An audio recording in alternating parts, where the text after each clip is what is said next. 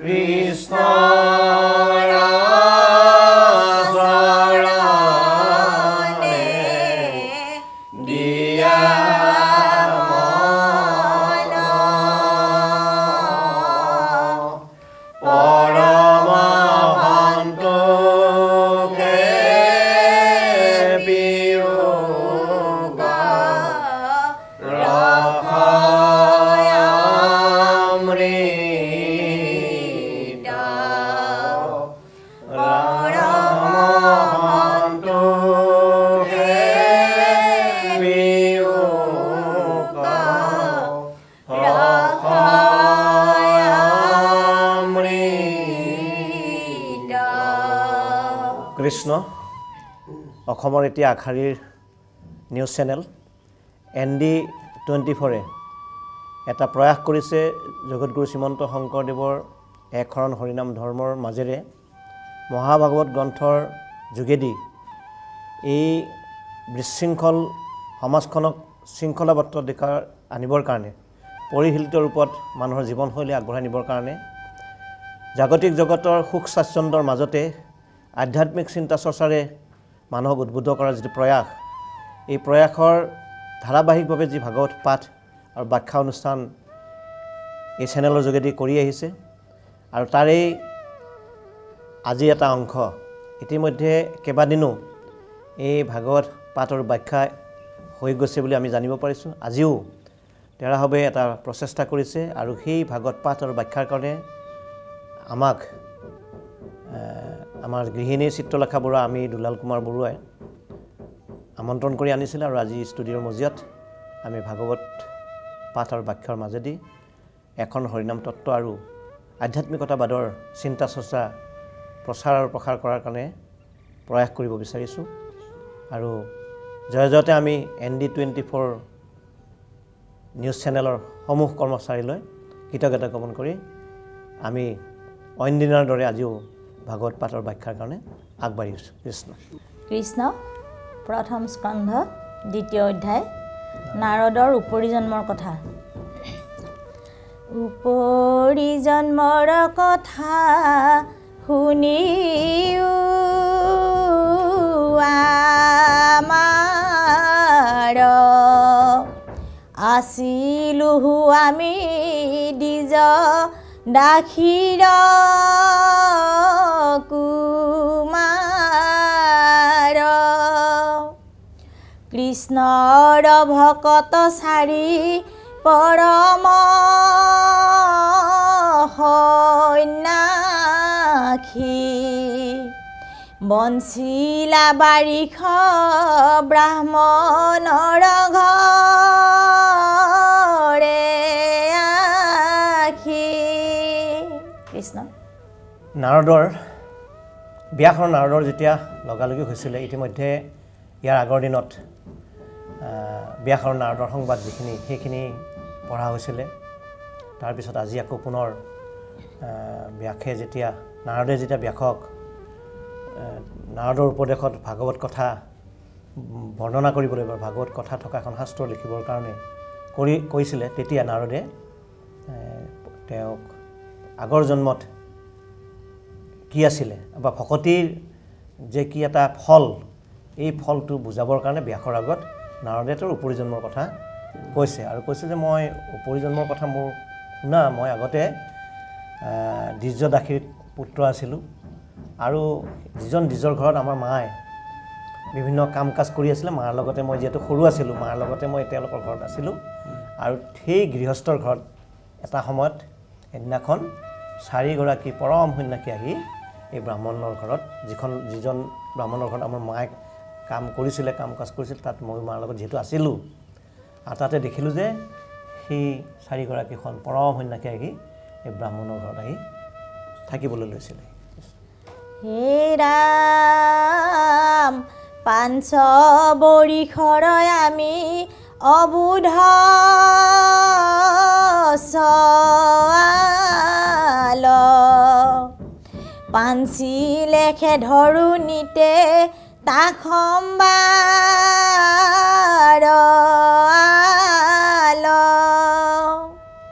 শুনো কৃষ্ণ কথা নিতে কৰন্ত কীৰ্তন তাক সম্বাৰ কৰোঁ আৰু উচিষ্ট ভোজন। আৰু সেই সময়ত মই মাত্ৰ 5 বছৰৰ এটা অবুধ সৱাল আছিলোঁ, কিছু কথা নাজানিছিলোঁ, কেৱল এই গৃহস্থই যি কথা পাচনি কৰে সেই কামবিলাক মই কৰি গৈছিলোঁ। আৰু সেইসকলে ঋষিমুনিসকলে যিবিলাক কথা, সেই চাৰিজন সন্যাসী যে আহিছিলে তেওঁলোকে খাই এৰা যিবিলাক কথা, মোকতো মই যিহেতু তাত কাম বন নকৰোঁ, সৰু ল'ৰা, মোকতো ব্ৰাহ্মণে এনেই খাবলৈ নিদিয়ে, গতিকে মই সেই তেওঁলোকৰ খাদ্যখিনিকে, তেওঁলোকে ৰৈ যোৱা উচিষ্ট যিখিনি খাদ্য সেইখিনিকে মই খাইছিলোঁ আৰু তেওঁলোকে যিবিলাক কাম পাচিছিলে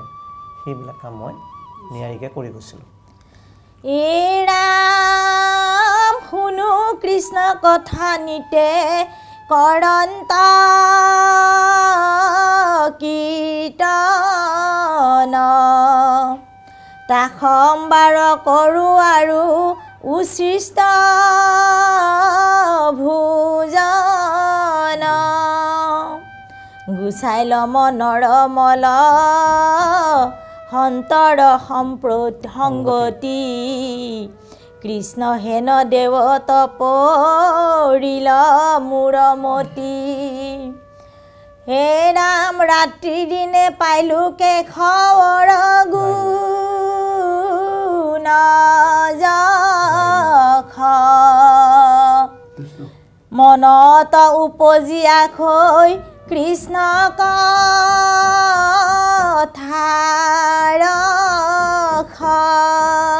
আৰু তেওঁলোকৰ লগত থাকি তেওঁলোকে কৃষ্ণ কথা আলাপ কৰে সেই কৃষ্ণ কথাখিনি মই মনে মনে শুনি থাকোঁ আৰু তেওঁলোকে যেতিয়া যি আলপৈচান ধৰে মই কৰোঁ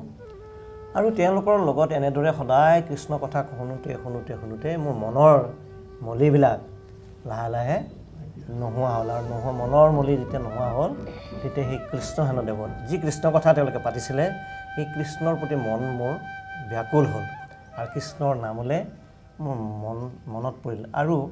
দিনে ৰাতিয়ে মোৰ আৰু বেলেগ কাম নাই মইতো সৰু ল'ৰা বৰ বেছি কাম কৰিবলগীয়াও নহয় গতিকে মই কেৱল ভগৱন্তৰ নাম এটা যেন মনত এটা ভাৱ আহিল এটা ৰোমাঞ্চ এটা আহিছে মই অনবৰত সেই কি যেন মোৰ নিচা লাগি গ'ল ৰাম কৃষ্ণৰ নাম ভগৱন্তৰ নাম তেওঁলোকে যেনেকৈ গায় তেনেকৈ মই ৰাত্ৰি দিনে কেশৱৰ গুণনাম জপবিলাক গাওঁ আৰু যিমানেই মই ভগৱন্তৰ নাম গাওঁ যিমানেই মই ভগৱন্তৰ কৃষ্ণৰ কথা কওঁ সিমানে মোৰ যেন নিচাটো বাঢ়ি গৈ ভগৱন্তৰ নামৰ যিটো নিচা নাম ৰসৰ যিটো নিচা সেইটো মোৰ ক্ৰমাগতভাৱে বাঢ়ি গৈ আছে সেই ৰসত মই ডুবি গৈ আছোঁ কৃষ্ণ হে ৰাম নয়নৰ ঝৰে নীৰ তনুৰু মানসিত ভকতৰ সংগত পবিত্ৰ ভৈল চিত বাৰিষা বনচিয়া চাৰি কৰিলা গমন হেন দেখি মোৰ উত্ৰাৱলক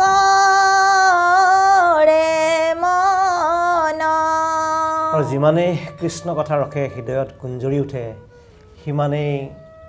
মই মজি গৈ থাকোঁ তাতে মোৰ মন প্ৰাণ যেন কৃষ্ণ ৰসত মজি গৈছে আৰু লাহে লাহে অন্তিম সুখ যে ভগৱন্তৰ নামৰ যিটো সুখ নাম অৱগাহনৰ যিটো সুখ সেই সুখে অন্তৰৰ নিভৃত কোণৰ পৰা মোৰ দুধাৰি চকুলো ওলাই আহে আৰু ভকতৰ সংগত থাকি মোৰ চিত্ত লাহে লাহে পবিত্ৰ হ'ব ধৰিলে কিন্তু ভাল কথা ভাল চিন্তাই সংগ লওঁতেই মোৰ জীৱনলৈ এটা অমানিশা নামি আহিল যে এদিন তেওঁলোক এই ব্ৰাহ্মণৰ ঘৰৰ পৰা গুচি তেওঁলোকৰ নিজস্ব কামত গুচি যাবলগীয়া হ'ল আৰু তেওঁলোক যাব বুলি শুনি মোৰ মনটো একেবাৰে উত্তাৱল কৰি উঠিল হাহাকাৰ কৰি উঠিল কৃষ্ণ পাছে পাছে যাওঁ কৰি কাতৰ অশেষ গুৰু হ'ব কিছু দিও মোক উপদেশ হে ৰাম হেন বাপা তকি সংসাৰ কতৰু আখি শুনিয়া সদয় ভৈলা চাৰিও সন্যাসী আৰু তেওঁলোক যোৱাৰ পাছত মই তেওঁলোকৰ পাছে পাছে কাতৰ কৰি যাওঁ মোৰ মনটো যেতিয়া হাহাকাৰ কৰি উঠিছে তেওঁলোকে আমাক এৰি থৈ যোৱাৰ যিটো বেদনা সেই বেদনাটোৰ কাৰণে তেওঁলোকৰ পাছে পাছে পাছে পাছে মই দৌৰি দৌৰি গৈ থাকোঁ আৰু অশেষ কাতৰ কৰি যাওঁ হে প্ৰভুসকল তোমালোকে যিবিলাক উপদেশ সদায় দি আছিলা তেনে কিছু কথা মোক কৈ যোৱা যে মই তোমালোক নহ'লেও যাতে মই ভগৱন্তৰ গুণানুকীৰ্তনখিনি কৰি থাকিব পাৰিম এনে কিছু মোক উপদেশ দিয়া আৰু সেই উপদেশ শিৰগত কৰি যাতে মই সংসাৰ সাগৰৰ যি দুখ দৈন্যতা যন্ত্ৰণা এই যন্ত্ৰণাৰ পৰা মই তৰিব যাতে পাৰোঁ আৰু সেইখিনি কথা শুনি যিহেতু মই একেবাৰে বালক আছিলোঁ সৰু ল'ৰা আছিলোঁ মোৰ কথাটো শুনি এই সন্যাসীসকল মোৰ প্ৰতি এটা তেওঁলোকৰ দয়া উপজিল হে ৰাম উলটি ধৰিয়া মোক কৰিয়া আশাখ পৰমৰ হৈছ কথা কৰিলা প্ৰকাশ কহিলন্ত ঈশ্বৰ ভকতি মহাজ্ঞান যেন অন্ধ লাক দিলা দিব চক্ষু দান আৰু মোৰ প্ৰাৰ্থনা মোৰ কথাবিলাক শুনি মোৰ অনুনয় বিনয় শুনি তেওঁলোকে ঘূৰি চালে ঘূৰি চাই তেওঁ আশ্বাস দিলে এটা যে বালক হে বালক তুমি যে আমাৰ লগত থাকিলা আমাৰ লগত থাকি তোমাৰ যিখিনি আচৰণ বিধি আমি দেখিলোঁ গতিকে তোমাৰ এই কথাটোত আমি চাৰিওজন আমি সদয় হ'লোঁ, আমি তোমাৰ যিটো কথা এই কথাখিনিক তুষ্ট হ'লোঁ। গতিকে তুষ্ট হৈ তেওঁলোকে কি কৰিলে ভগৱন্তৰ যিবিলাক ৰহস্য কথা আছে এই পৰম ৰহস্য কথাখিনি মোক মানে তেওঁলোকে বৰ ধুনীয়াকৈ আদ্যপান্ত বৰ ধুনীয়াকৈ মোক কৈ থৈ গ'ল, পৰম ৰহস্য কথাখিনি প্ৰকাশ কৰিলে। আৰু ঈশ্বৰ ভক্তি যিটো মহাজ্ঞান, সংসাৰৰ যিটো সৰ্বশ্ৰেষ্ঠ জ্ঞান ভক্তিবাদৰ কথা, সেইখিনি কিছু মোক বৰ ধুনীয়াকৈ ক'লে। আৰু যেন অন্ধলাক যেনেকৈ চকু দান দিলে, যেনেদৰে অন্ধজনৰ চকু দান পোৱাৰ পিছত জাগতিক জগতখন দেখা পায়, কাৰণ বেদৰ ঋষিয়ে এই জাগতিক জগতৰ পৰিদৃশ্যমান জগতখন চাই থাকিবলৈ ইচ্ছা কৰিছিল। পশ্চিম শাৰদস্বতম জীৱেম শাৰদস্বতম, এই মনোমোহা পৃথিৱীৰ এই জাগতিক জগতৰ পৰিদৃশ্যমান দৃশ্যবিলাক চাই যেন মই 100 বছৰ জীয়াই থাকিব পাৰিম, এইটো বেদৰ ঋষিৰ এটা প্ৰাৰ্থনা। আৰু সেইটো নেদেখাজনৰ কাৰণে, জগতখন নেদেখাজনক চকু দান দি যেনেকুৱা এটা সেই পৰিতৃপ্তি লাভ কৰায়, ঠিক তেনেকৈ মই অন্ধলাকো যেন দিব্য দৃষ্টিত দান তেওঁলোকে কৰি থৈ গ'ল। বান্ধৱ কৃষ্ণ কমই ভৈলু পৰিচয়, আন দেৱ ধৰ্মক দেখিলো মায়াময়,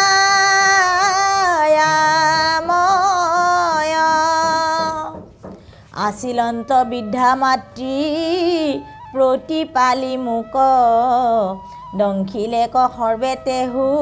গৈলা পৰলোক। আৰু তেওঁলোকৰ এই কথাবিলাকৰ বুজনিৰ দ্বাৰা তেওঁলোকে যিটো ৰহস্য ভকতিৰ কথা ক'লে, সেই ৰহস্য ভকতিৰ পৰা মই বান্ধৱ কৃষ্ণক সাক্ষাৎ পালোঁ। মোৰ অন্তৰাত্মাত বান্ধৱ কৃষ্ণই ঠাই ল'লে। আৰু মায়াময় জগতৰ আন দেৱ ধৰ্ম যিবিলাক আছিল সমস্তখিনি মই যেন মায়া যেন দেখিলোঁ। সেই মায়া সমস্ত জগতৰ যিবিলাক জাগতিক জগতৰ যিবিলাক সুখ স্বাচ্ছন্দ্য সেইবিলাক মই মায়া যেন দেখিলোঁ। আৰু তেনেতে এটা মোৰ জীৱনলৈ আন এটি ঘটনা ঘটিল। যিগৰাকী বৃদ্ধা মাতৃ সেই ব্ৰাহ্মণৰ ঘৰত কাম কাজ কৰি মোক প্ৰতিপালন কৰি আছিল, তেওঁকো দৈৱৰ লিখন কালৰ দংশনত সৰ্পৰ দংশনত তেওঁৰ এই আমাক এৰি থৈ গুচি গ'ল। হে ৰাম হেন দেখি আমাৰ উদাস ভৈল মন,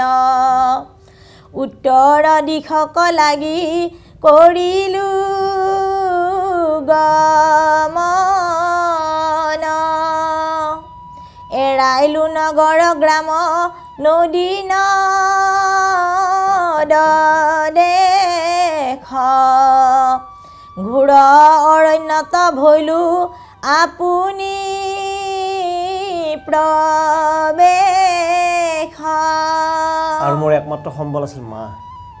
মাও যেতিয়া এই সংসাৰৰ পৰা বিদায় ল'লে, তেতিয়া মোৰ মনটো বৰ উদাস হ'ল। আৰু উদাস হোৱাৰ লগে লগে মই কি কৰিলোঁ, সেই ঘৰ এৰি মই উত্তৰৰ ফালে গমন কৰিলোঁ। ক'লৈ যাম মই ক'ব নোৱাৰোঁ, কিন্তু মই ভগৱন্তৰ নাম লৈ এফালৰ পৰা উত্তৰ দিশে গৈ আছোঁ। আৰু গৈ থাকোঁতে নদ নদী গ্ৰাম চহৰ নগৰ, আমি বিভিন্ন নগৰ এৰি গৈ এটা সময়ত গৈ এখন ঘোৰ অৰণ্যৰ মাজত প্ৰৱেশ কৰিলোঁ। হে ৰাম বন মধ্যে দেখিলোঁ বিচিত্ৰ সৰোবৰ,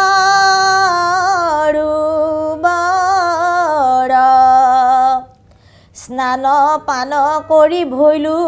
সুস্থ কলেৱৰ,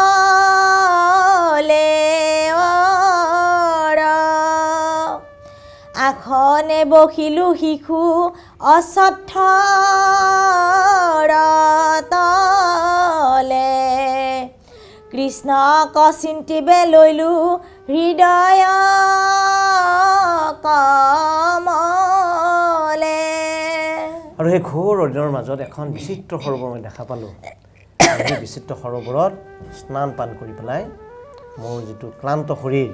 এই যে ইমান ঠাই ঘূৰি পকি আহিলোঁ, তাৰ পথৰ যিটো শ্ৰম, সেই শ্ৰমটো মই দূৰ কৰিলোঁ। কৰি মোৰ শৰীৰটো মই সুস্থ কৰিলোঁ। আৰু কৰি লৈ মই এডাল শিশু অশ্বত আহঁতৰ গছৰ পুলি গছৰ তলত আমি বহি ল'লোঁ। আৰু তাতে মই হৃদয় কমলেৰে কৃষ্ণক চিন্তিব লৈলোঁ।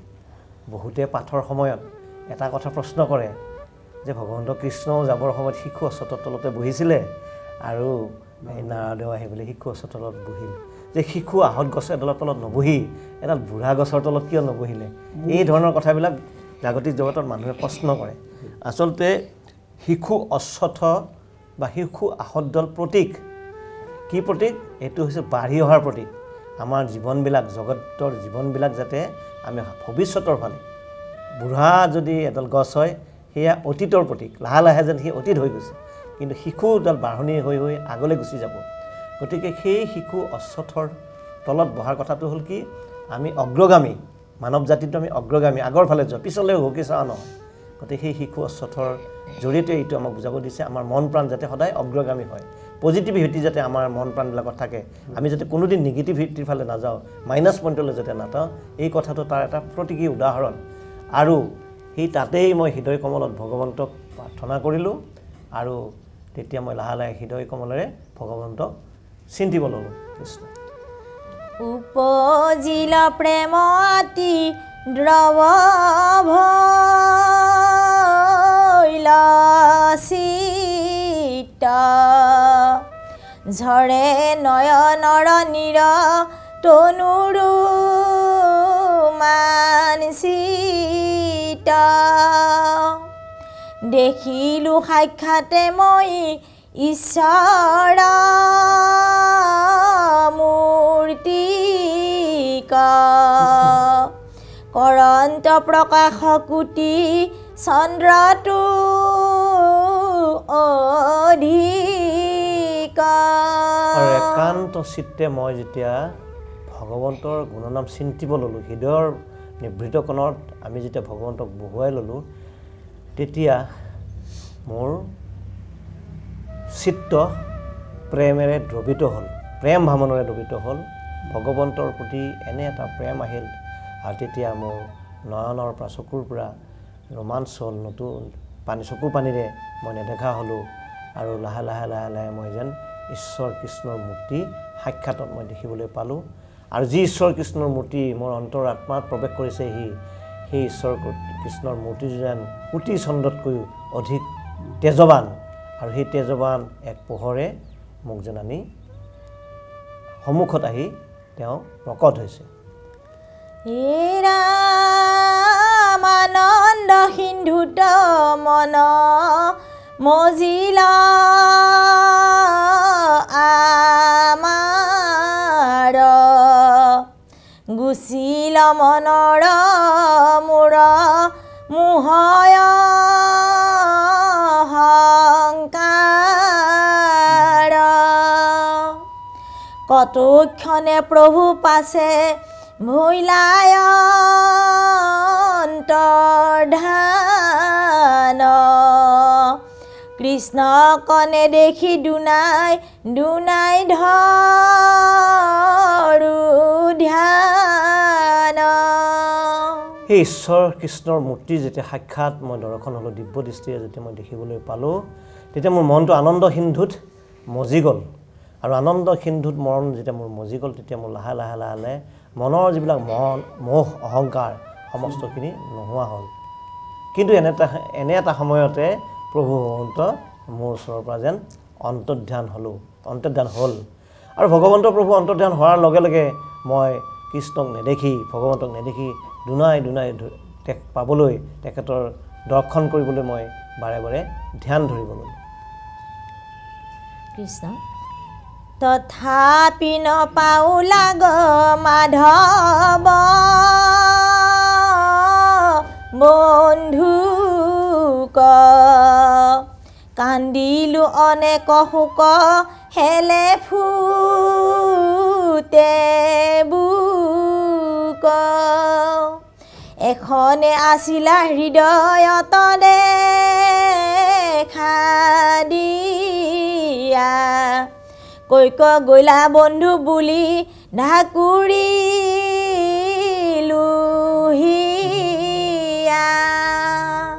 আৰু বাৰে বাৰে যেতিয়া ধ্যান ধৰিলোঁ তথাপিতো যেন কৃষ্ণক আৰু দ্বিতীয়বাৰ মই দেখা নাপালোঁ কাৰণ মায়াই মোক আৱৰি ধৰিলে আৰু সেই মায়াই আৱৰি ধৰাত মই বাৰে বাৰে তেওঁক লগ নাপাই মাধৱ বন্ধুক নেদেখি মই দুনাই দুনাই ধ্যান ধৰিছোঁ যদিও তেওঁক দেখা নাই তেতিয়া মই বাৰে বাৰে বহু কান্দিলোঁ হিয়া ধুকুৰি কান্দিলোঁ কান্দোতে কান্দোতে মোৰ বুকু যেন ফুটি গৈছে সেই খুলে যেন মোৰ বুকুত বিন্ধিছে এতিয়াই অলপ আগতে মোৰ হৃদয়ত তুমি দেখা দি আছিলা এতিয়াইনো তুমি কলৈ গ'লা এনেধৰণৰ ভাৱনাৰে মই হিয়া ধাকুৰি কান্দিলোঁ মনন্তৰে আকাশত শুনিলো বচন এৰিও কমুক লাগি বালক ক্ৰন্দন নটু গুছে সৈমকে মনৰ মল যত নপাইবা মুহুক দেখা আউৰ জন্মত আৰু মই এনেদৰে ধ্যান ধৰি থাকোঁতে আকাশী বচন এটা শুনিলোঁ হে বালক তুমি মোৰ কাৰণে কান্দা কটা কৰিব নালাগে কাৰণ অলপ সময়তে অলপ চিন্তা কৰি অকণমান শৰণ ভজন হৈ দুদিন নাম গালেই ভগৱন্তক আমি দেখা নাপাওঁ ভগৱন্তৰ নাম তেনেদৰে ল'লে আমি নাপাওঁ কিন্তু কি হ'ব এই এটা সাধনাৰ বস্তু এতিয়া এই সাধনা মাজেৰেহে মোক পাবা আৰু যেতিয়ালৈকে মনৰ সৈম্যক মলবিলাক নুগুচে মইমত্ব অহংকাৰবিলাক নুগুচে তেতিয়ালৈকে কিন্তু এই জন্মত মোক আৰু দ্বিতীয়বাৰ দেখা নাপাবা হে ৰাম তেজিয়া নিন্দিত দাসী পুত্ৰ কলে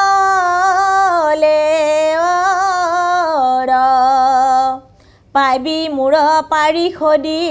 তনু শ্ৰেষ্ঠ হৈবে কনাৰদ নাম দিব ৰূপ ধৰ ফুৰিবি পবিত্ৰ কৰি লোক নিৰন্তৰ কৃষ্ণ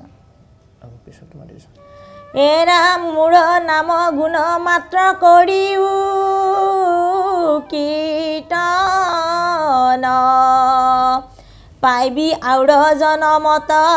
সদা দৰিখন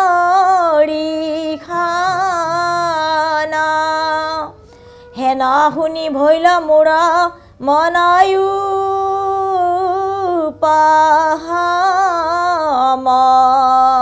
লাজ এৰি ফুৰু গাই কৃষ্ণ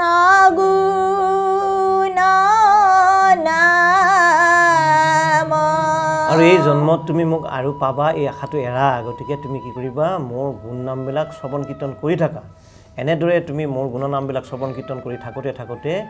অন্য জন্মত আৰু বেলেগ জীৱনত তুমি মোক সদায় দৰ্শন পাব গতিকে এই নিন্দিত এইটো যিটো দাস কলেবৰ তুমি আনৰ ঘৰত যিটো তোমাৰ মায়ে কাম কৰিছিলে তেওঁলোকৰ ঘৰত যিটো দাসত্ব জীৱন কটাইছিলা এই দাসত্ব জীৱনৰ যিটো দেহা এইটো তুমি ত্যাগ কৰি পুনৰ পাৰিষদি তনু তুমি পাবা যিটো এই জন্মতকৈ শ্ৰেষ্ঠ জন্ম এটা তুমি পাবা আৰু এই শ্ৰেষ্ঠ জন্ম পাবৰ কাৰণে তুমি সদায় মোৰ নাম গুণবিলাক গাই ফুৰিবা আৰু তোমাৰ নাৰদ নামে এটা দিব্য ৰূপ তুমি পাবা আৰু যিটো নাম তুমি পোৱাৰ পিছত সমস্ত লোকক পবিত্ৰ কৰি মোৰ গুণ নামবিলাক তুমি সকলো সময়তে গাই ফুৰিবা আৰু তেতিয়াই সেই কথাটো শুনি মোৰ মনটো অলপ উপশম হ'ল মোৰ যে দুখ লাগিছিলে ভগৱন্তৰ অন্তৰ্ধান হোৱা যিটো বেদনা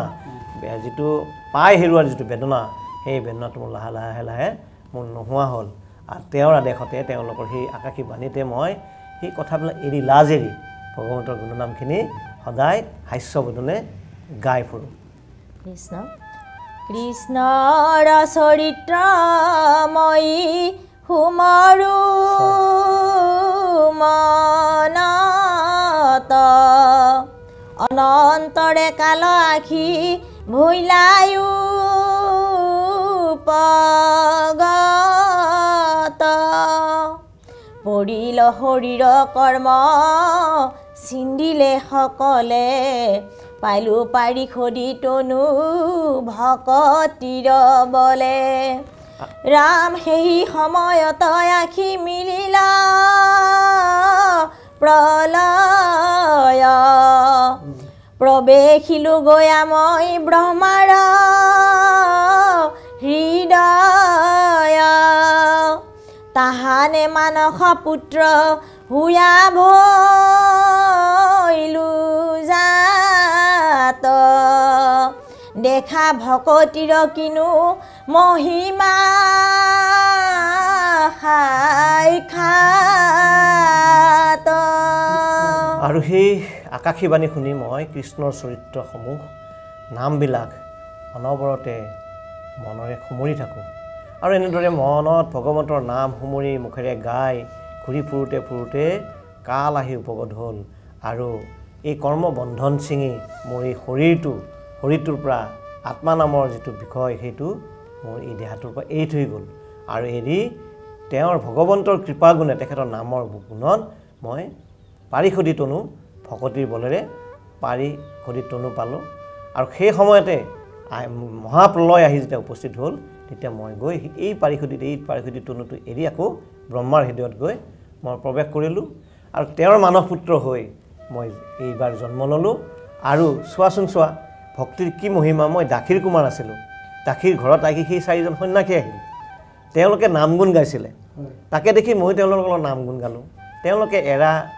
উচিষ্টবিলাক খালোঁ মদমত্ত অহংকাৰবিলাক তেওঁলোকৰ নামৰ গুণেৰে মোৰ শেষ হ'ল আৰু তেওঁলোক এদিন গুচি গ'ল যাবলৈ দি মই যদি ব্ৰাহ্মণৰ ঘৰতে আকৌ খোৱা লোৱা নিচাত লাগি গ'লোহেঁতেন এই জাগতিক জগতৰ আশা মই ৰৈ গ'লোহেঁতেন তেতিয়া কিন্তু এইটো নহ'লহেঁতেন কিন্তু মই কৰিলোঁ কি এই খোৱা লোৱাৰ কথা বাদ দি এই ব্ৰাহ্মণৰ ঘৰত থকা এই মায়া মোহ সংসাৰৰ পৰা এৰি মই যেতিয়া ভগৱন্তৰ চৰণ চিন্তি বনলৈ ওলাই গ'লোঁ তাত যেতিয়া মই ধ্যান ধৰিলোঁ তেতিয়া ভগৱন্ত আহি মোক দেখা দিলে আৰু এই ভগৱন্তক দেখা দিয়াৰ যিটো কৃপা তেওঁৰ দৰ্শনৰ যিটো কৃপা সেই দৰ্শন গুণে পৰ্যায়ক্ৰমে মই গৈ ব্ৰহ্মাৰ হৃদয়ত প্ৰৱেশ কৰিলোঁ আৰু সেই ব্ৰহ্মাৰ মানৱ পুত্ৰ হিচাপে মই জন্ম ল'লোঁ চোৱাচোন ব্যাস ভকতিৰ কেনে এটা মহান বল গতিকে তুমি সেই ভকতি প্ৰকাশ কৰাৰ কাৰণে এই ভাগৱত নামে এখন গ্ৰন্থ কৰা য'ত ভগৱন্তৰ গুণনাম কীৰ্তনবিলাক এই ভাগৱতৰ জৰিয়তে জগতৰ লোকৰ মাজত প্ৰচাৰ হ'ব আৰু সেই কথাটোকে আজি ND24 নিউজ চেনেল এটা প্ৰয়াস কৰিছে এটা নতুন প্ৰয়াস এটা যুগান্তকাৰী এটা প্ৰয়াস এই প্ৰয়াসৰ মাজেৰে বিশৃংখলিত এখন জীৱনক বিশৃংখলিত এখন জগতক পৰিশীলিত ৰূপত প্ৰয়াস কৰাৰ কাৰণে এই চেনেলে এটা ডাঙৰ প্ৰয়াস কৰিছে আৰু এই বিশ্বাসে মিলয় হৰি এটা নাম দিছে এটা সুন্দৰ নামৰ উপস্থাপন কৰিছে এই ভাগৱতৰ কথাবিলাকত যিবিলাক কথা লিখা আছে আজিৰ তাৰিখত এইবিলাক দেখা নাপায় নাৰদেনো সেই শিশু অশ্বথৰ তলত বহি প্ৰাৰ্থনা কৰিছিল না নাই এই কথাটো আমি এতিয়া দেখা নাপাওঁ কিন্তু কি কৰিবলৈ এই কথাবিলাক যেতিয়া আমি অন্তৰাত্মাত বিশ্বাস কৰি লওঁ এই বিশ্বাসটোৱে আমাক কিন্তু কি কৰিব এই ঈশ্বৰক মিলাব আৰু সেই এটা নামৰ সাৰ্থকতা কৰিছে আমি যদি চাওঁ যে বিশ্বাসটোনো কি বস্তু আমাৰ এই ধৰ্ম দিকবিলাক ধৰিব লাগিলে এই যুগত বৰ্তমান যুগত যদি আমি বিশৃংখলিত জীৱন এটা পৰিশীলিত এৰি এটা যদি আমি শৃংখলাবদ্ধ জীৱন এটা ল'ব খোজোঁ তেতিয়াহ'লে আমি দুটা বস্তুৰ ওপৰত আলম কৰিব লাগিব এই দুইটা বস্তুৰ নাম এটা হ'ল সত্য আৰু এটা বিশ্বাস যিটো বিশ্বাস ND24 আৱিষ্কাৰ কৰি বিশ্বাসে মিলয় হৰি বুলি কৈছে আনটো হ'ল সত্য কি she is my mother that is truth সেইগৰাকী মোৰ মা এইটো সত্য but he is my father that is faith কাৰণ মাতৃগৰ্ভৰ পৰা মই যিদিনা জন্ম ল'লোঁ বা মাতৃগৰ্ভত যিদিনা মোৰ দেউতাই বীৰ্যৰূপে মাতৃগৰ্ভত স্থিতি গ্ৰহণ কৰালে অৱয়ৱটো মাৰ যিটো অৱয়ৱ লাহে সলনি হৈ আহে কেইদিনমান পিছত মানুহে দেখি গম পায় যে মানুহগৰাকীয়ে অন্তঃসত্ত্বা গৰ্ভত যেন এটা সন্তান আছে ভৱিষ্যত যেন এটা কিবা সুন্দৰ এটা স্ফুলিংগ লাহে লাহে বাঢ়ি আহিছে এইটো মানুহে দেখি গম পায় তাৰপিছত যিদিনা জন্ম হ'লোঁ সেইদিনা এটা নোহোৱা নপজা কথা পৃথিৱীত যিমানবিলাক জীৱ আছে সেই জীৱবিলাকতকৈ পৃথক কৰি পঠিয়ালে মানুহক কি পৃথক কৰিলে বাকী জীৱবিলাক মাকৰ গৰ্ভৰ পৰা জন্ম হৈ আহিয়ে থিয় হৈ দৌৰে যেনে গড়ে জন্ম পায়ে দৌৰে জিৰাফিয়ে জন্ম পায়ে থিয় হয় গৰু গাই বাকীবিলাক জীৱ আছে যিবিলাকে জন্মৰ অলপ পিছতে তেওঁলোকে চলিব পাৰে কিন্তু মানুহ নামৰ জীৱটো এনে এটা বান্ধোনেৰে আহে মাকৰ গৰ্ভৰ লগত লাগি আহে এডাল নাৰীৰ জৰিয়তে সেই নাৰীডাল নকটালৈকে কিন্তু এই শিশুটিৰ জীৱনৰ কিন্তু টানাটানি থাকিব পাৰে প্ৰকৃতি বায়ু পাব পাৰে গতিকে সেই নাভি ছেদন কৰি এই শিশুটিক আলপৈচান ধৰা হয় এই যে নাভি ছেদন কৰিলে কোনোবাই তেওঁতো অন্তত দেখিলে নাই তাৰমানে তেখেত সেইজনে ডক্টৰজনে নাৰ্ছজনে ঠাইজনে বা আমাৰ গাঁৱলীয়া সমাজত যিটো চোৱা যোৱা বুলি কয় যোনে সেই সন্তানটো দেখিলে নাভি ছেদন কৰিলে তেওঁক খাটাং সিদ্ধান্ত দিলে যে এই সন্তানটো এইজনী মাকৰ এইটো দেখা কথা হয় নে নহয় সেইটো হ'ল সত্য মাকৰ গৰ্ভৰ পৰা সন্তানটো জন্মি অহাটো কোনোবাই নহয় কোনোবাই দেখে এইটো সত্য but he is my father that is faith সেইজন মোৰ দেউতা এইটো বিশ্বাস কাৰণ দেউতাই মাৰ গৰ্ভত যিদিনা মোক বীৰ্যৰূপে থৈছিল আনেতো দেখা নাই মোৰ মায়েও দেখা নাই কাৰণ সেই প্ৰক্ৰিয়াটো এন্ধাৰত হয় কিন্তু সেই এন্ধাৰত হোৱাৰ পিছত মায়ে কিন্তু মোৰ দেউতাক চিনি পাইছে যিটো দৃষ্টিৰে দেউতাই মোক চিনি দেউতাক মোৰ মায়ে চিনি পাইছে সেই দৃষ্টিটোৰ নাম হ'ল অন্তৰ্দৃষ্টি আৰু এই সাহিত্যবিলাক শাস্ত্ৰবিলাক ভগৱন্তৰ গুণানুকীৰ্তন কথা যিবিলাক সাহিত্য আছে সেই সাহিত্যবিলাক দেউতাকৰ নিচিনা বিশ্বাসেৰে ল'লেহে তাৰ ভিতৰত থকা অন্তৰ্দৃষ্টিৰেহে এই ভাগৱতৰ ভিতৰত থকা তত্ত্বগধুৰ কথাবিলাক উপলব্ধি কৰিব পাৰিব সেয়ে আমি বুজি পালোঁ যে সত্য হ'ল মা আৰু বিশ্বাস হ'ল দেউতা কাৰণ দেউতা বিশ্বাস মানে জন্মৰ পিছত মাকে কৈছে এইজন তোমাৰ দেউতা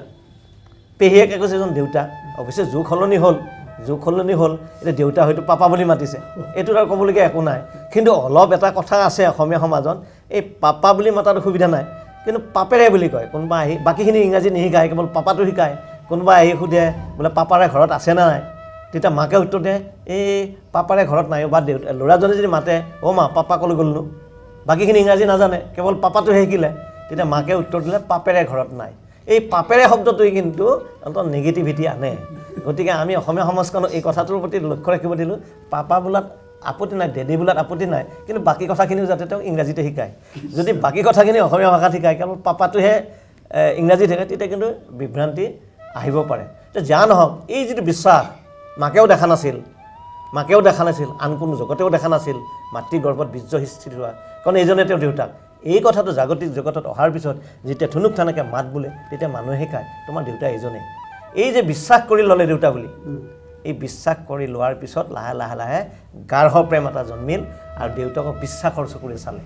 গৈ দেউতা এদিন ডাঙৰ হ'ল দেউতা সি ল'ৰা ডাঙৰ হ'ল দেউতা এদিন ঢুকাই গ'ল ঢুকাই যোৱাৰ বহু বছৰ পিছলৈকে দেউতাৰ প্ৰতি শ্ৰদ্ধাঞ্জলি মানুহে জনাই থাকে তাৰ মানেটো কি তাৰমানে এইটো বিশ্বাস ইয়াত দুটা কথা আছে এটা হ'ল দেখা কথা চাক্ষুক চক্ষুৰে যিটো দেখায় সেইটো সত্য চাক্ষুক চক্ষুৰে কি দেখিলোঁ মাৰ গৰ্ভৰ পৰা সন্তানটো ওলাই আহিছে জন্মৰ প্ৰক্ৰিয়াটোত ডক্টৰ নাৰ্ছ যিটো প্ৰক্ৰিয়াৰে জন্ম হয় এইটো তেওঁলোকে দেখা পায় সেইটো সত্য আৰু যিটো বিশ্বাসৰ মাজেৰে আমি বাকী কথা বিশ্বাস নকৰিলে এটাটো বিশ্বাস কৰি জন্ম দেউতা গতিকে এই যিটো বিশ্বাস এই দুইটা সত্তাক যদি মানুহে এৰি দিয়ে কিন্তু তেতিয়াহ'লে মানুহৰ জীৱন চলা অসুবিধা কি সত্তা এটা হ'ল মা দেউতা এই মা দেউতা জাতহন্তে লভি আছোঁ প্ৰথমে জনম সি আদ্যগুৰু পূজনী উত্তম বুলি কৈছে এই কাৰণে এই সত্তাটো আমি সাংগীতিক ৰূপে ক'লোঁ যে মা হ'ল সত্য দেউতা হ'ল বিশ্বাস আৰু সেই বিশ্বাসটো ভকতিৰ যিটো বিশ্বাস সেই বিশ্বাসটো যদি আমি ল'ব পাৰোঁ যেনেকৈ দেউতাটো নেদেখা কৰাৰ পিছতো মই দেউতা বুলি মাতিছোঁ ঠিক তেনেকৈ ভাগৱত শাস্ত্ৰৰ ভিতৰত থকা অন্তৰ্নিহিত কথাবিলাক আমি দেখা নাই কিন্তু নেদেখিলেও তাক কিন্তু আমি বিশ্বাসেৰে লৈছোঁ যদি একান্ত বিশ্বাসেৰে সেই বস্তুটো আমি মানি ল'ব পাৰোঁ তেতিয়া নিশ্চয় তাৰ ভিতৰি তাৰ এটা প্ৰভাৱ পৰিব ভগৱন্তৰ গুণনামৰ এটা প্ৰভাৱ পৰিব এই প্ৰভাৱটোৱে দেখাত একো নাই ইফালে এখন গুৰু এখন সজাই থৈছে তাত গুণমালা দিছে তাৰ পৰা আমালৈ কি আহিব আজি ND24 যিবিলাক চেনেলত যিবিলাক বাতৰি প্ৰকাশ কৰে এই বাতৰিটো গৈ মানুহৰ ঘৰত গৈ কোনো তাৰ নোহোৱাকৈ গৈ তাত টিভিটো বাজিছে যিটো শক্তিৰ দ্বাৰা কোনো তাৰ নোহোৱাকৈ ND24 বাতৰিবিলাক মানুহৰ ঘৰত যায় ঠিক একেটা শক্তিৰ দ্বাৰাই ভগৱন্তৰ পৰা সেইটো ছেটেলাইটৰ জৰিয়তে যায় এণ্টেনাৰ জৰিয়তে যায় আমিও যেতিয়া ভগৱন্তৰ চৰণত আত্মসমৰ্পণ কৰোঁ তেতিয়া আমাৰ হাত দুখন আগলৈ মেলি পেলাই শৰণ দিয়ায় তেতিয়া ভগৱন্তৰ পৰা এই হাত নামৰ যিটো এণ্টেনাৰ জৰিয়তে আমাৰ হৃদয় গৰ্ভত আহি মগজুত আহি এই ভগৱন্তৰ নামবিলাক সোমায় কেতিয়া সোমাব একান্ত বিশ্বাসে ল'ব লাগিব যুক্তিৰে লাগিলেতো যুক্তি তৰ্কৰে লাগিলে ইয়াৰ এটা কথাৰ যুক্তি ক'তো বিচাৰি নাপায় কিন্তু ডাঙৰ যুক্তিবাদীসকলেও আইনষ্টাইনৰ দৰে যুক্তিবাদীসকলেও ডাৰউইনৰ দৰে যুক্তিবাদীসকলেও কিন্তু তেওঁলোকৰ জীৱনৰ শেষত উপলব্ধি কৰি কৈ গৈছে there may be some unknown energy who controls the universe ইয়াত নিশ্চয় এটা অদৃশ্য শক্তি আছে যি অদৃশ্য শক্তিয়ে এই জগতখন চলাই আছে সেইটো কিহেৰে দেখা পোৱা বস্তু নহয় সেইটো বিশ্বাসেৰে ল'ব লাগিব আৰু এটা এই ভাগৱতৰ এই কথাবিলাকৰ লগত সংগতি ৰাখি হয়তো ND24 নিউজ চেনেলৰ কৰ্তৃপক্ষই এটা সুন্দৰ এটা নাম দিছে কি বিশ্বাসে মিলয় হৰি আমি যিমানে বিশ্বাসেৰে ল'ম সিমানে আমি আমাৰ জগতখনত আমি আগবাঢ়ি যাব পাৰিম জাগতিক জগতৰ সুখ স্বাচ্ছন্দ্যৰ লগতে আধ্যাত্মিক জগতখনত যদি আমি প্ৰৱেশ কৰিব পাৰোঁ তেতিয়া ভাৰতীয় সনাতনী সভ্যতাক আমি আগুৱাই নিয়াত সহায়ক হ'ব এয়া এটা সুদূৰ প্ৰসাৰী প্ৰচেষ্টা কৃষ্ণ কৃষ্ণ ৰাম ভকতিৰ প্ৰভাৱ কহন্তে অদ্ভুত মইলো অৱতাৰ মই হুয়া দাখি সুত মহাহৰি প্ৰসাদে তৰিলো ঘূৰ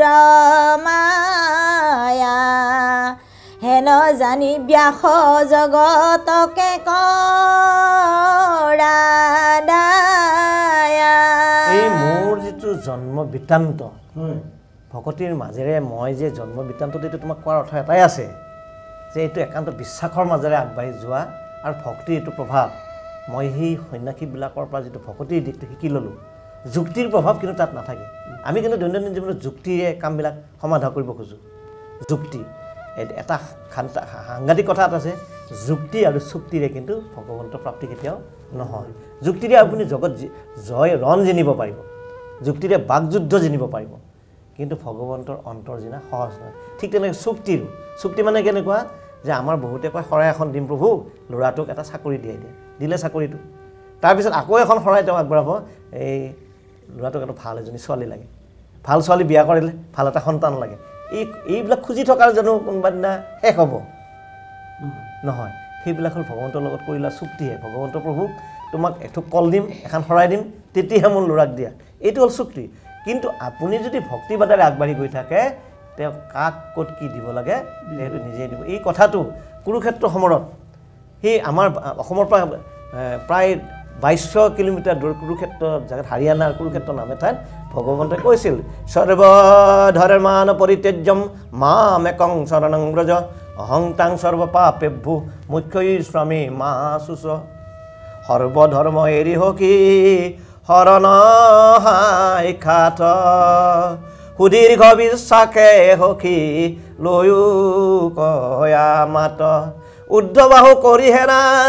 কৰো অংগীকাৰ সমস্ত পাপতে মই কৰিবই উদ্ধাৰ। আজিৰ পৰা 5,500 বছৰ আগতে কুৰুক্ষেত্ৰত সেই কথাটো কৈছিলে। আৰু সেই গীতাৰ মাধ্যমেৰে যি কথা কৈছিলে সৰ্বধৰ্মানি পৰিত্যজ্য মাম একং শৰণং ব্ৰজ, এই শ্লোক যি কৈছিল পৃথিৱীৰ আটাইতকৈ বেছি অনুবাদিত হোৱা সেই গীতা, আটাইতকৈ বেছি অনুবাদিত হোৱা গীতাত সকলো ধৰ্ম ত্যাগ কৰি মোতেই শৰণ লোৱা বুলি ভগৱন্তই কৈছে। আৰু তেতিয়া মই সমস্ত জগতকে উদ্ধাৰ কৰিম বুলি কৈছে। সেই যিটো আধ্যাত্মিক গৃহতত্বটো কিন্তু অসমৰ মানুহত বাদে অসমৰ মহাপুৰুষ শ্ৰীমন্ত শংকৰদেৱত বাদে সেই কুৰুক্ষেত্ৰৰ মানুহে এই জগতৰ মানুহে বুজি নাপালে। যিটো একশৰণ তত্ত্ব এক ঈশ্বৰৰ বাদে অন্য দেৱধৰ্ম মায়াময় দেখা যিটো ব্যৱস্থা এইটো কিন্তু অসমৰ বাদে বাহিৰত কোনো গুৰুৱে এতিয়ালৈকে প্ৰচাৰ কৰা নাই। বৈষ্ণৱ ধৰ্মৰ প্ৰচাৰ কৰিছে, বৈষ্ণৱ ধৰ্মৰ প্ৰচাৰ কৰিছে, কিন্তু বৈষ্ণৱ ধৰ্ম এটা সুকীয়া সত্তা, একশৰণ হৰিনাম ধৰ্ম এটা যিটো ভাগৱতৰ মাধ্যমেৰে প্ৰতিটো অধ্যায়ত এইখন ভাগৱতত সংস্কৃতৰ 335টা অধ্যায় আছে। মই এইখিনি এটা শব্দ ব্যৱহাৰ কৰিম খাৰ খোৱা অসমীয়াখিনিয়ে বুজি পাওক বুলি সেই 335টা সংস্কৃতৰ অধ্যায় মহাপুৰুষ শ্ৰীমন্ত শংকৰদেৱ আৰু 67টা অধ্যায় অসমীয়াত লগ লগাই দি 402টা অধ্যায় ইয়াত কৰিছে। কৰি অতি সহজ সৰল বাক্যৰে একেবাৰে LP স্কুল পাছ কৰা প্ৰাথমিক বিদ্যালয় পাছ কৰা বাপ এজনেও ইয়াত এফালৰ পঢ়ি গ'লে অৰ্থবিলাক ইয়াত কোনো জটিল শব্দ ইয়াত নাই। ইমান সুন্দৰভাৱে গুৰুজনে বুজাই থৈছে 550 বছৰ আগতে। কিন্তু আমি ভালদৰে অনুধাৱন নকৰাৰ কাৰণে এই ভাগৱত শাস্ত্ৰ এখন এনেদৰে প্ৰচাৰ নকৰাৰ কাৰণে আমি হয়তো সেই প্ৰসাদ খোৱাৰ এটা সকাম নিকামৰ এটা আহিলা বুলি ভাগৱত পাঠ কৰিছোঁ। এনেদৰে যে এটা চেনেলৰ জৰিয়তে সমস্ত জগতে জানিবৰ কাৰণে এটা ব্যৱস্থা হ'ব ভাগৱত পাঠৰ যোগেদি এইটো আমি কিন্তু আজিলৈকে দেখা নাই। যথেষ্ট জেগা ঘূৰা হৈছে যে কোনোবা এটা যথেষ্ট অসমীয়া চেনেলো হৈছে, কোনোবা এটা চেনেলৰ জৰিয়তে যে ধাৰাবাহিকভাৱে ভাগৱত পাঠ কৰি আধ্যাত্মিক কথাবিলাক প্ৰচাৰ কৰিব এই কথাটো আগতে দেখা নাছিলোঁ। সেইকাৰণে এই আপাহতে ND24 নিউজ চেনেললৈ আমি কৃতজ্ঞতা জ্ঞাপন কৰিলোঁ। আৰু দাসীসুধ হৈ ভকতিৰ বলেৰে নাৰদৰ যিটো পূৰ্বজন্মৰ নাৰদৰ যিটো পুনৰবাৰ যিটো জন্ম হ'ল, যাক ৰাধানাথ ফুকন দেৱে ৰিভাৰ থিয়ৰীৰ জৰিয়তে জনাই থৈছে, সেই কথা সুন্দৰভাৱে ইয়াত প্ৰকট হৈ আছে। কৃষ্ণ কৃষ্ণ হে ৰাম কৃষ্ণ গুণ নাম ধৰ্ম কৰিও বেকত শ্ৰৱণ কীৰ্তন কৰি তৰুক জগত এহি বুলি ভৈলা মুনি স্বৰ্গত প্ৰৱেশ ব্যাস শান্ত চিত্ত ভৈলা পায়া উপদেশ আৰু কৃষ্ণৰ গুণনাম প্ৰকট হওক হে ব্যাস ঋষি মোৰ উপদেশত তুমি এখন গ্ৰন্থ প্ৰকাশ কৰা যিখন গ্ৰন্থত কেৱল কৃষ্ণ নামটো প্ৰকাশ হ'ব কৃষ্ণ নাম শ্ৰীকৃষ্ণ নাম কৃষ্ণ নাম শ্ৰীকৃষ্ণ ৰূপেতো আহিছিলে দ্বাপৰ যুগত কিন্তু সেই শ্ৰীকৃষ্ণই নিজে কোৱা স্বত্তেও শ্ৰীকৃষ্ণক ভগৱান হিচাপে কোনেও তাত মানি নল'লে তুমি সেই শ্ৰীকৃষ্ণৰ যিটো কৃষ্ণ নামৰ যিটো মাহাত্ম্য সেইটো তুমি ভাগৱতৰ জৰিয়তে প্ৰকাশ কৰা আৰু ভাগৱতৰ জৰিয়তে প্ৰকাশ কৰিলে ই আগুৱাই যাব কাৰণ এই ভাগৱততেই এই ভাগৱতৰ সৃষ্টি হোৱাৰ মূলতে ইয়াত ভাগৱতত আছে পিছৰ ফালে ধ্ৰুৱই উত্তানপাত ৰজাৰ কোলাত বহিব নোৱাৰি মাক সুৰুচিৰ অৱহেলামতে ওলাই গৈছিল সুনীতিৰ কথা মতে গৈ ৰাস্তাত নাৰদক লগ পালে তাতেই এটা প্ৰাৰ্থনাৰ উদ্ভৱ হ'ল ওম নমো ভগৱতী বাসুদেৱায় তাত 12টা আখৰ আছে ও নমো ভগৱতী বাসুদেৱায় ও মৃত্যুচ্চাৰণান্মোহ নিদ্ৰা দূৰং পলায়তে তয়াগ্ৰস্তং জগন্নাথ ত্ৰাহিমাং মধুসূদন ন গতি বিদ্যতে নাথ তমেব শৰণং মম পাপ পংকেগ্নুহস্মি ত্ৰাহিমাং মধুসূদন মোহিতো জ্ঞান পুত্ৰ দ্বাৰা গৃহাদিছো তৃষ্ণয়াপিদম মানুহস্মি ত্ৰাহিমাং মধুসূদন এনেদৰে 12টা আখৰে 12টা শ্লোক কৈছে সেই 12টা শ্লোকৰ মাধ্যমেৰে ভাগৱত আহি পৃথিৱীত প্ৰকাশ হৈছে 12টা স্কন্ধ কৈছে গতিকে এইবিলাকৰ একোটা মাহাত্ম্য আছে ইয়াৰ ভিতৰত যেতিয়ালৈকে সোমাই যোৱা নাযায় ইয়াৰ ভিতৰত যদি নাযায় বাহিৰে বাহিৰে যদি ভাবা যায় প্ৰসাদ খোৱা এটা অনুষ্ঠান বুলি যদি ভাগৱত পাঠটো বুজা যায় যদি আমাৰ মা দেউতা ঢুকুৱা বিয়া বাৰু পাতা জাগতিক জগতৰ এটা সাংসাৰিক নিয়মৰ কাৰণেহে যদি ভাগৱত পাঠটো মাধ্যম হিচাপে লওঁ তেতিয়া আমি তাৰ পৰা বিশেষ একো জানিব নোৱাৰিম কিন্তু ভাগৱত পাঠৰ মাধ্যমটো যদি আমি জ্ঞান পিপাসুসকলে আধ্যাত্মিক দৰ্শনৰ মাজেৰে উপলব্ধিৰ স্তৰলৈ উঠিব পাৰোঁ জনাটো কিন্তু ইমান ডাঙৰ কথা নহয় educational qualification not a measure of qualified person বুলি কৈছে এই যিটো আক্ষৰিক শিক্ষাৰ যিটো চাৰ্টিফিকেট সেইজনক মানৱ শিক্ষিত ব্যক্তি বুলি নকয় আধুনিক জগতত যিটো স্বাক্ষৰিক শিক্ষাই মানৱ শিক্ষিত ব্যক্তি বুলি নকয় যেতিয়ালৈকে জাগতিক জগতৰ আধ্যাত্মিক শিক্ষাৰে শিক্ষিত নহয় স্পিৰিচুৱেলিজিমৰ ওপৰত যদি মানুহৰ ধ্যান ধাৰণা নাথাকে কেৱল মেটেৰিয়েলিজিমৰ ওপৰত যদি মানুহৰ ধ্যান ধাৰণা হৈ থাকে তেতিয়া কেতিয়াও এই কথালৈ যাব মানুহে ক'ব পাৰে যে এইবোৰ শুনি এইবোৰ পঢ়িনো কি হ'ব যিজন তাৰ ভিতৰত সোমাইছে যিয়ে তাৰ ওপৰত অৱগাহন কৰিছে তেওঁহে বুজিব ইয়াৰ মাহাত্ম্যটো কি আৰু সেইটো বুজিব লাগিলে মানুহজনৰ অন্তৰত বিশ্বাস আহিব লাগে কৃষ্ণ ৰাম কৃষ্ণৰ মূৰ্তিক পাছে কৰিলা ধ্যান হৃদয়তে কৃষ্ণক দেখিলা বিদ্যমান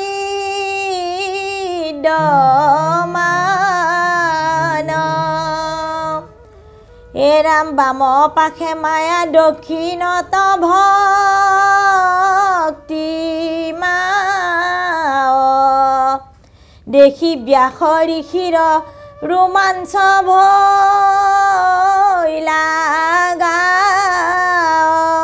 আৰু সেই উপদেশখিনি পাই মুনি উপদেশ দি স্বৰ্গলৈ গ'ল আৰু ব্যাসো সেই কথাখিনি উপদেশ পাই শান্ত হ'ল শান্ত হোৱাৰ পিছত অন্তৰাত্মাত কৃষ্ণৰ মূৰ্তিক একান্ত মনে ধ্যান কৰিলে এই ধ্যানটো কিন্তু একান্ত মনে হ'ব লাগিব যে দেখাক দেখি আনে কৰিছে কাৰণে ময়ো কৰোঁ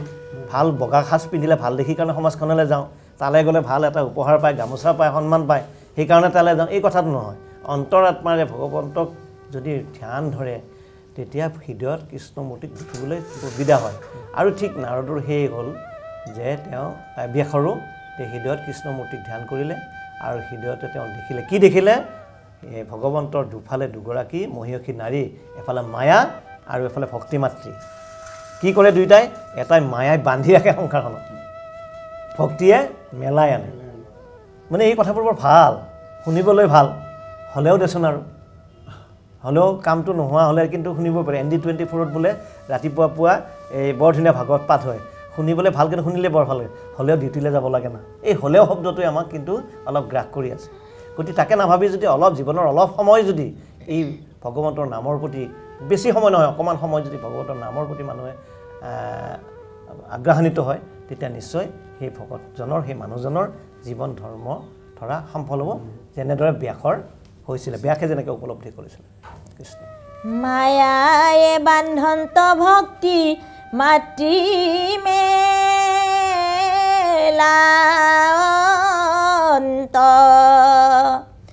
দুহানু মধ্যস্থ ভাৱে আশা ভগৱন্ত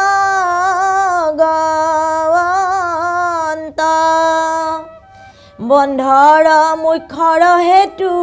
দেখি ব্যাসঋষি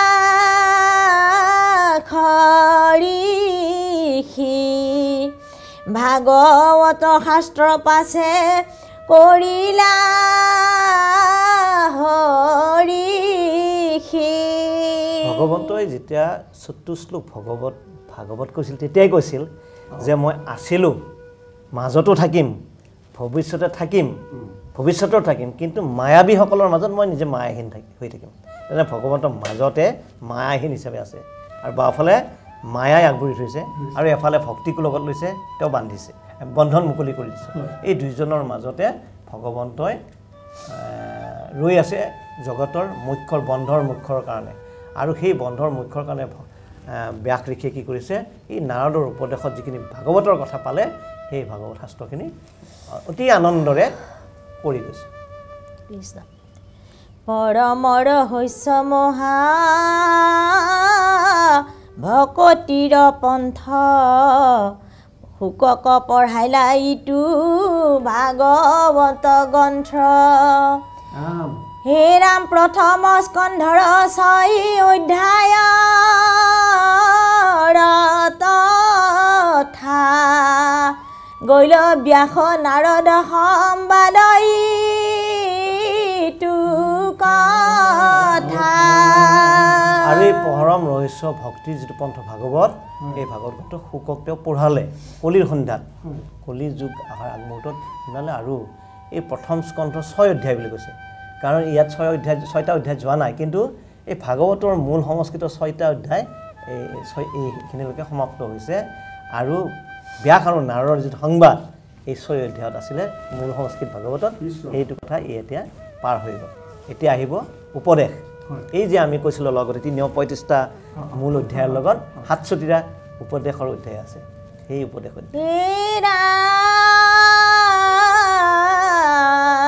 শুনা সভা পদ পদ মহাভাগৱত পুৰাণৰ সূৰ্য শাস্ত্ৰ শুনিও মহত হুয়া এক শৰণ যিজনে শুনয়াক পাৱৈ পৰম পদ সুখে নিস্তৰে মায়াক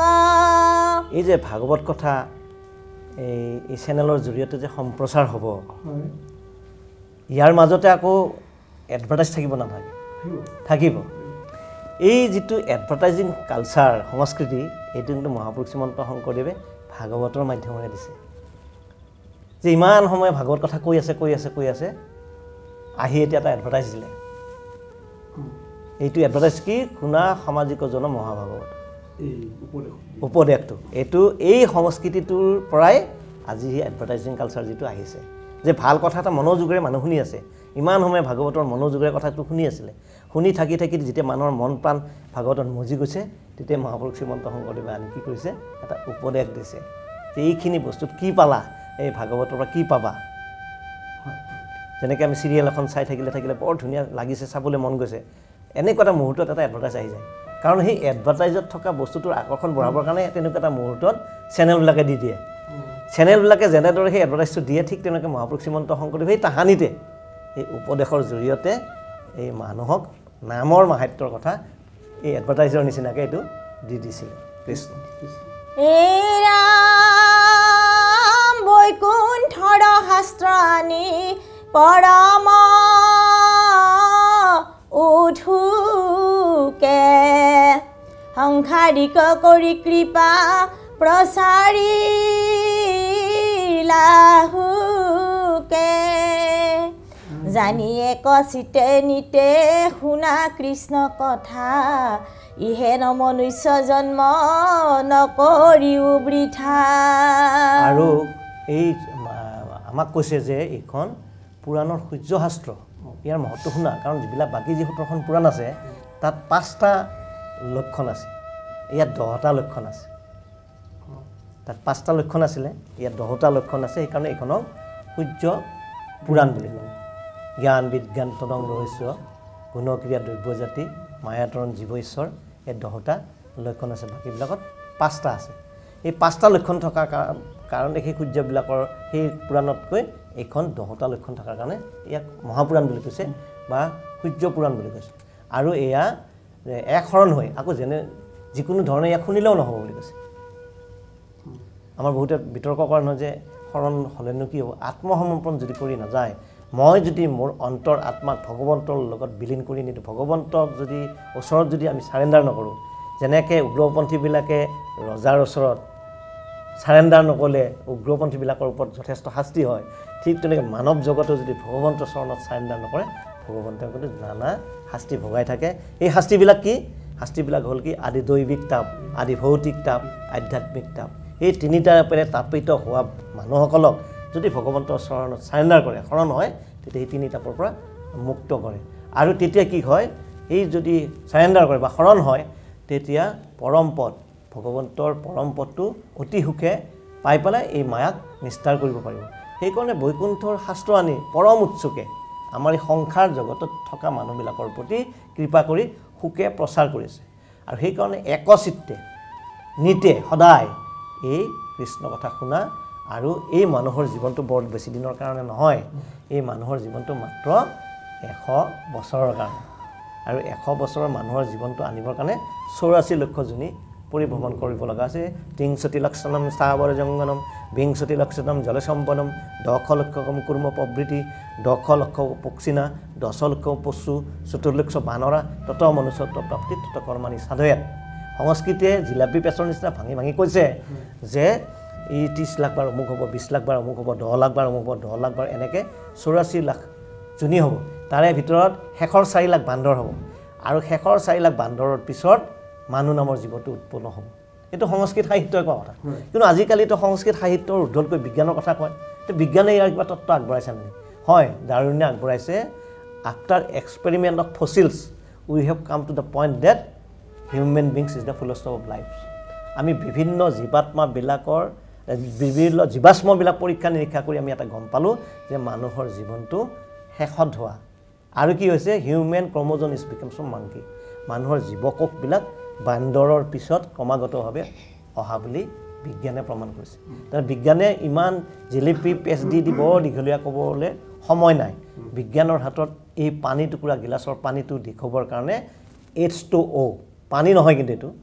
ইয়াৰ মূল বস্তুটো হ'ল H2O। ইয়াত দুটা হাইড্ৰজেন আৰু এটা অক্সিজেন লগ লাগি পানীটো হৈছে। আমি চাক্ষুষ চকুৰে কি দেখিছোঁ? পানী। কিন্তু ইয়াৰ বিজ্ঞানটো কি হ'ল? ইয়াৰ ভিতৰত হাইড্ৰজেনৰ অক্সিজেন লুকাই আছে। ঠিক তেনেকৈ বিজ্ঞানে বৰ দীঘলীয়াকৈ কথাবোৰ ক'ব নোৱাৰে, ঠাইতে কয় কি আমি বহুত পৰীক্ষা নিৰীক্ষা কৰি এটা গম পালোঁ। এই যে 84 লক্ষ জনীৰ কথা কোৱা নাই, বহুত পৰীক্ষা নিৰীক্ষা কৰি কথা এটা গম পালোঁ যে মানুহ নামৰ জীৱটো শেষত হোৱা। তাৰমানে বাকীবিলাক জীৱৰ প্ৰতিপালনৰ কাৰণে মানুহ নামৰ জীৱটো আনি দিছে। এইটো মহাপুৰুষ শ্ৰীমন্ত শংকৰদেৱৰ উপলব্ধিৰে এই কথাখিনি কৈছে। সেইকাৰণে এই মানুহ জীৱনটো বৃথাই নকটাবৰ কাৰণে মানুহক এটা উপদেশ দিছে। কৃষ্ণ মই এবাৰতে পঢ়ি দিছোঁ আৰু দুটা কোট আছে। কৃষ্ণ ৰাম বিজুলি চমক যেন জীৱন অথিৰ কৈত কেতিক্ষণে পৰে ইহেন হৰিৰা প্ৰাণ বন্ধু কৃষ্ণৰ চৰণে দিয়াচিত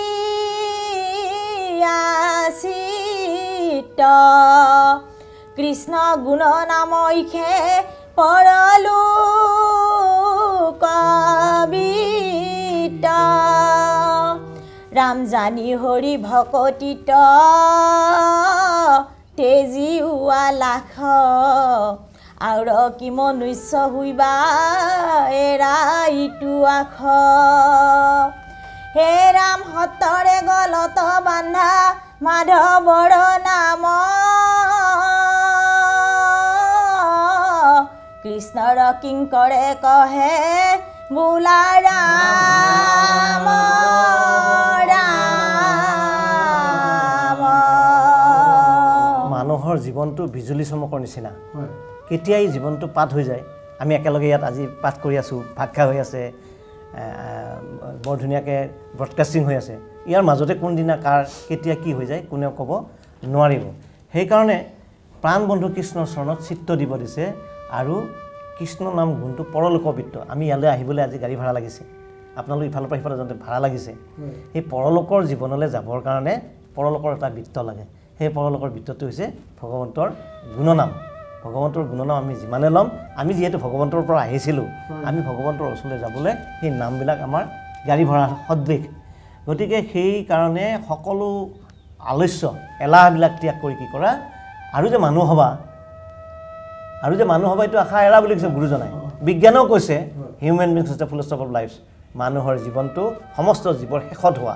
ইয়াৰ পিছত কি হ'ব বিজ্ঞানৰ সিদ্ধান্ত দিব পৰা নাই আৰু মানুহক গুৰুজনাই সিদ্ধান্ত দিয়া নাই গতিকে সেইকাৰণে সত্তৰে সময় থাকোঁতে ভগৱন্তৰ গুণনামখিনি গলত বান্ধা কণ্ঠগত কৰা আৰু কৃষ্ণৰ কিংকৰে ডাকি বোলাৰাম মানে ডাকি মানে উচ্চস্তৰে ভগৱন্তৰ ভয় কৰিব মানা কৰিছে কাকো ঈশ্বৰৰ নাম লওঁতে কাকো ভয় কৰিব দোহাৰি দিলে সত্তৰে গুণনাম কৃষ্ণ সতৰে গলত বান্ধা মাধৱৰ নাম কৃষ্ণৰ কিংকৰে কহে বোলা ৰাম ৰাম হৰি ৰাম ৰাম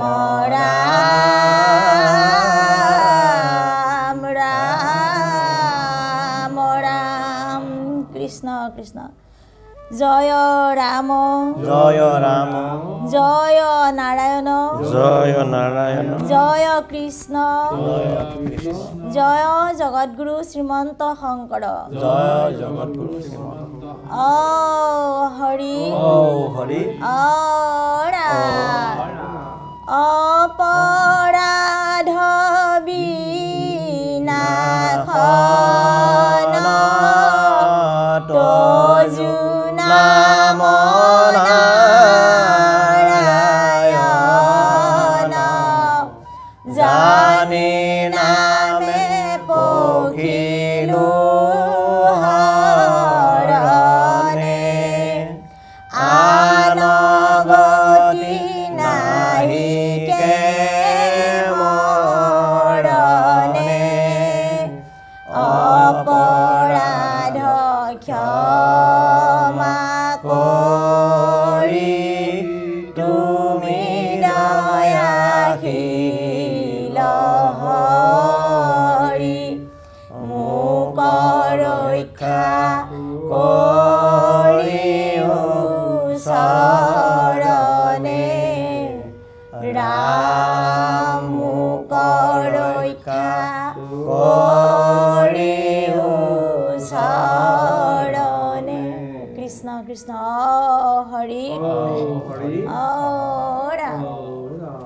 শ্ৰীমন্ত শংকৰ হৰি ভকতৰ জানা যেন কল্পতৰু তাহান্ত বিনাই নাই নাই নাই আমাৰ পৰম ৰাম তাহান্ত বিনাই নাই নাই নাই আমাৰ পৰম কৃষ্ণ কৃষ্ণ হৰি ৰাম আমি সমস্ত জনচৰণত এই আজি যে পাঠভাগী কৰা হ'ল ব্যাখ্যা কৰা হ'ল ইয়াৰ অপৰাধৰ ক্ষমা বিচাৰি প্ৰভু ভগৱন্তৰ অভয়চৰণ আৰু আপোনাৰ মহামন্ত্ৰ শ্ৰীচৰণত আমি নতজানুহিৰে মহাপুৰুষ মাধৱদেৱৰ এজোপা পোখাৰে ক্ষমা ভিক্ষা মাগিছোঁ কৃষ্ণ কোটি কোটি ঘোৰ অপৰাধনিতে কৰো মই দুৰা হয় হে হৰি মোক দাসহে নমানি ক্ষমিও কৃপাময় ৰাম ক্ষমিও কৃপাময়